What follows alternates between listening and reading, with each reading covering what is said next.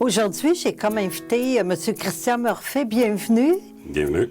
Oui, aujourd'hui, on va parler de la fête nationale, le 24 juin, ici. Comment va se dérouler cette fête-là? Bien, ça fait 22 ans, peut-être 23, là, j'ai pas les chiffres, mais en tout cas, je sais que c'est au-dessus de 20 ans qu'on tient la fête sur la terrasse. Et on a établi un peu comme une tradition qui se fait. Donc, la fête se déroule toujours à peu près de la même façon.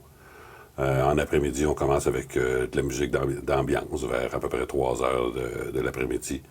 Vers 5 heures, on passe au repas, parce qu'on sert des hot dogs gratuitement à ceux qui sont présents. On a aussi des invités, comme de raison, des invités au niveau politique là, qui viennent nous dire un petit mot qui ne dure vraiment pas longtemps. Après le repas, bien là, on part pour la danse, qui est, je pense, qui est très appréciée par les locataires. Et puis, normalement, vers 10h, 10h30, la fête se termine. Mais ça a toujours lieu le 24 juin. Comme à chaque année, on va avoir chapiteau.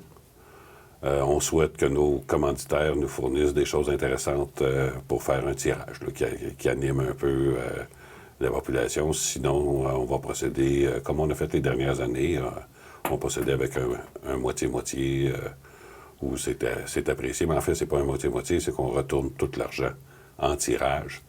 On vend des billets, on collecte l'argent, on divise ça en différents prix de différentes valeurs dépendant du montant qu'on a collecté.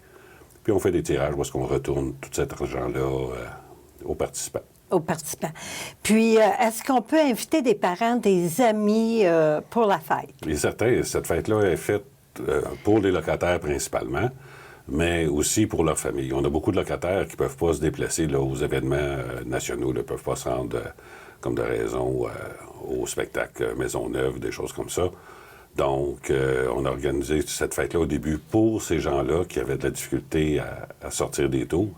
Et puis, on leur a toujours suggéré d'inviter les amis, puis tout ça, de venir fêter avec les amis, la famille.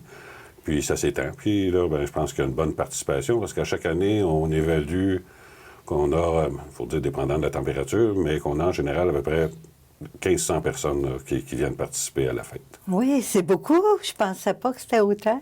Ben, disons qu'avec les invités, etc., est-ce qu'on refuse personne? On commence pas à faire un tri. Il n'y a pas une place d'entrée où est-ce qu'on refuse des gens. En même temps aussi, c'est l'ouverture officielle de la piscine. On ouvre la piscine pour l'été. À ce moment-là, la première journée, on est très relax. Les règlements sont plus ou moins appliqués. Mais à partir du lendemain, là, les règlements d'été embarquent, puis tout le monde doit suivre. Mais pour la fête, on continue notre tradition. Ça semble être apprécié avec les retours qu'on a et la participation qu'on a. Quand il y a de la pluie, est-ce que la fête a lieu quand même? Ou... Oui, il y a une année, on a reporté, la fête avait lieu la fin de semaine. Le 24 était arrivé un samedi cette année-là. Puis on a eu grosse pluie, gros orage. On l'avait reporté au lendemain et les gens nous ont dit qu'il n'y avait pas tellement apprécié. Donc, peu importe la température, la fête a lieu le 24, la journée de la fête nationale au Québec. Merci beaucoup, M. Murphy, d'être venu à mon entrevue. Bien, bienvenue, puis je souhaite que le maximum de locataires viennent participer à la fête avec nous, peuvent inviter leur famille, leurs amis. Cette fête-là aussi, je rappelle que Gestion des Trois Pignons, c'est aussi une façon de remercier les locataires de leur participation et de leur collaboration tout au long de l'année. Merci.